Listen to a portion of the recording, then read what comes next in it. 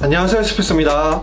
보스턴 셀틱스가 언드래프티드 루키 타코 폴이랑 계약했다고 알렸습니다. 처음에 계약했다고만 나와서 NBA 정식 계약인 줄 알았는데 그건 아니고 이그지빗 10 계약이라고 합니다. 제가 이그지빗 10 계약에 대해서는 크리스 클레멘스 영상에서 잠깐 설명드렸었죠.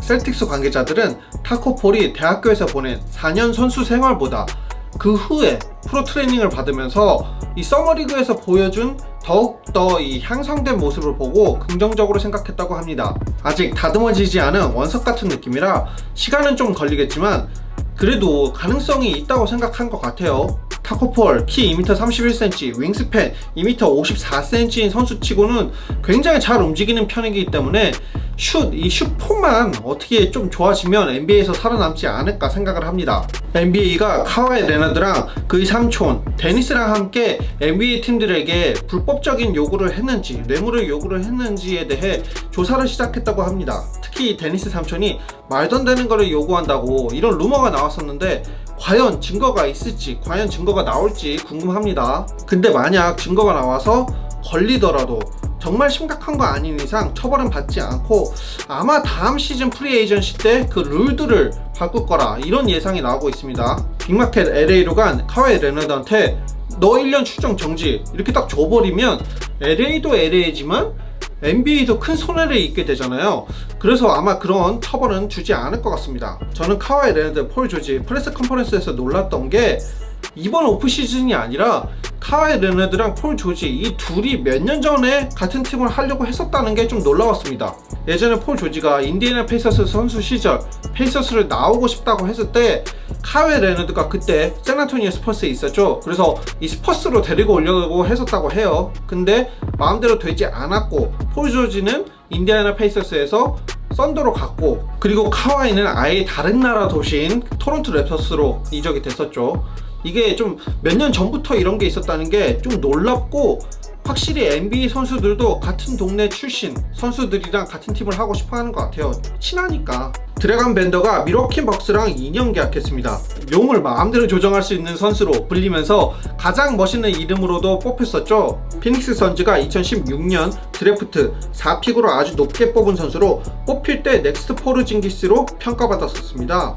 여태까지 드래건 벤더가 잘 안 풀리는 이유로 여러 가지가 있겠지만 첫 번째는 역시 이 선수들 잘 못 키우기로 유명한 피닉스 선즈에 뽑힌 게 아닐까 싶어요.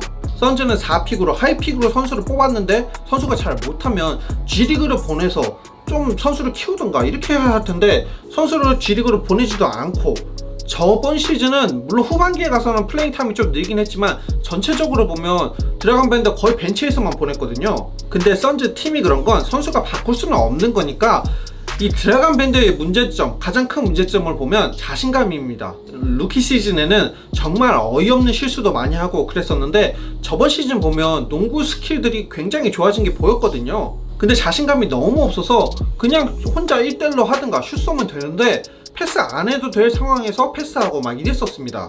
저는 밴더가 벅스라는 좋은 팀에 가서 자신감을 더 얻을 것 같아요. 일단 벅스는 감독부터가 선수에게 자신감을 많이 넣어주기로 유명한 감독이고 그리고 야니스도 훌륭한 리더로 알려져 있죠. 그래서 밴더가 자신감은 좀 좋아질 것 같은데 이제 걱정되는 건 플레잉 타임입니다.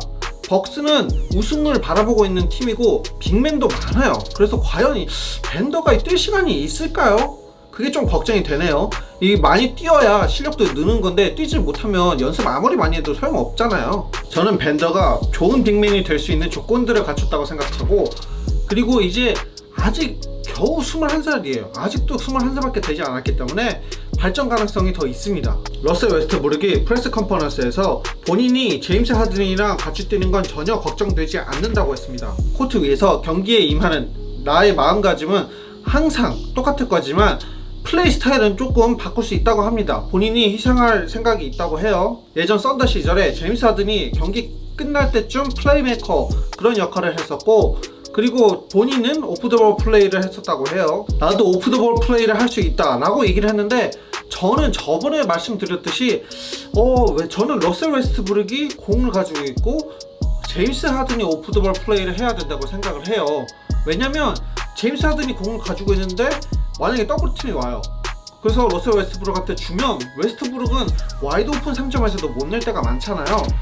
그래서 저는 차라리 반대로 하는 게 낫지 않나 싶은데 뭐 한번 지켜봐야겠습니다. 아마 오프더볼 플레이를 항상 하는 건 아니고 아무래도 웨스트브룩이 하든보다 빠르니까 그걸 이용해서 뭐 베이스라인 쪽으로 계속 오프더볼 움직임을 한다든가 이럴 것 같습니다. 파워 가솔이 포틀랜드 블레이저스랑 1년 계약했습니다. 이제는 전성기가 다 지나고 은퇴를 바라보고 있는 선수죠. 아마 좋은 활약을 기대하기보다는 잭 콜린스 같은 어린 빅맨들을 코치해주기를 기대하고 있는 것 같습니다. 그리고 만약에 어린 빅맨들이 다치면 그때 가서 뛰어줘도 되고요. 제가 준비한 오늘 영상은 여기까지입니다. 좋아요와 구독 부탁드리고 영상 봐주셔서 감사합니다. 좋은 하루 되세요. Tell me I'm garbage, I'm going through something, that's why I ain't calling. Phone and progression is all that I wanted. A phone and affection, I summon and dub it. Cause bitch, I got problems on problems on problems on